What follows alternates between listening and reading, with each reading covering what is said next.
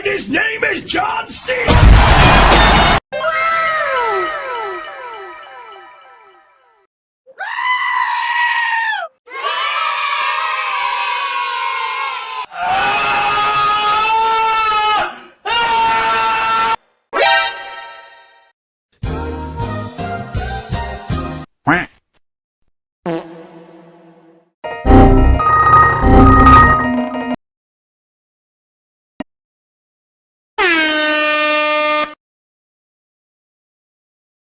Are you winning, son? Aww.